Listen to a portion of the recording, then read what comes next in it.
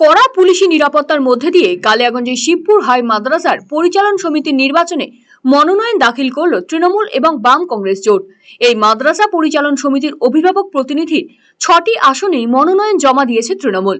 সোমবার মনোনয়ন পেশ ঘিরে টানটান উত্তেজনা ছিল শিবপুর এলাকায়। ফলে রাজনৈতিক অশান্তি রুখতে বিশাল পুলিশ বাহিনী মোতায়েন করা হয়েছিল। মনোনয়ন দাখিলের সময় কালিয়াগঞ্জের ব্লক তৃণমূল সভাপতি নিতাই বৈশ্য, পঞ্চায়েত সমিতির সভাপতি হিরণময় সরকার, জেলা পরিষদের কর্মাধ্যক্ষ লতা দেব শর্মা সহ অন্যান্য নেতৃত্ব উপস্থিত ছিলেন। প্রথমত হচ্ছে যে কালিয়াগঞ্জ ব্লকের এখানে শিবপুর হাই মাদ্রাসা, তার আগামী 22 তারিখ নির্বাচন আছে, 22শে ডিসেম্বর। আজকে আমরা নমিনেশন সাবমিট করলাম তৃণমূল কংগ্রেসের পক্ষ থেকে।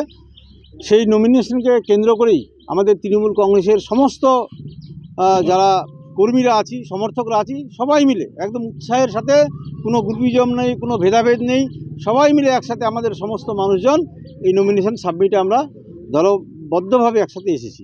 মোট এখানে 6টি আসন রয়েছে।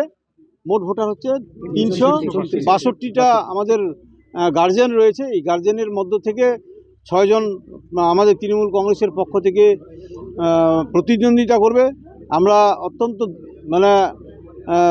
বিশেষভাবে লক্ষ্য করলাম যে এখানে যে আমাদের তৃণমূল কংগ্রেসের উল্টো দিকের যারা প্রার্থী, এখানে কংগ্রেস আর সিপিএম সাথে বিজেপি, এই মাদ্রাসার ভোটে কংগ্রেস আর সিপিএমকে সমর্থন করার জন্য, সহযোগিতা করার জন্য বিজেপির সমর্থন নিয়ে কংগ্রেস আজকে নমিনেশন সাবমিট করছে। অন্যদিকে জোটবদ্ধভাবে 6টি আসনেই প্রার্থী দিয়েছে বাম কংগ্রেস। উপস্থিত ছিলেন ব্লক ও শহর কংগ্রেস সভাপতি সুজিত দত্ত এবং তুলসী জয়সওয়াল। সিপিএম এর তরফে ছিলেন দেবাশিস পাট্টাদার এবং সায়ন দাস সহ অন্যান্যরা। উল্লেখ্য, আগামী 22শে ডিসেম্বর পরিচালন সমিতির নির্বাচন অনুষ্ঠিত হবে। না, এখানে আমাদের তো জোট আগে করেই ছিল। আমরা শুধু পঞ্চায়েত নির্বাচনটা আর পৌরসভা নির্বাচনটা আমরা জোট করিনি, কিন্তু লোকসভা, বিধানসভা এগুলো সব জোট করেই হয়েছে।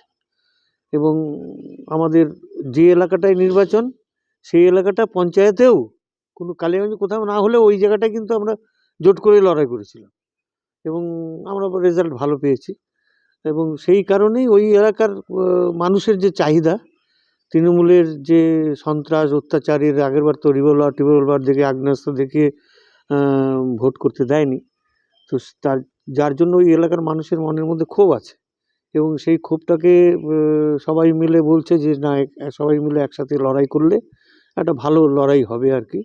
এবং সেখানে আমরা যৌথভাবে জেতার মতন পরিস্থিতিতে আছে।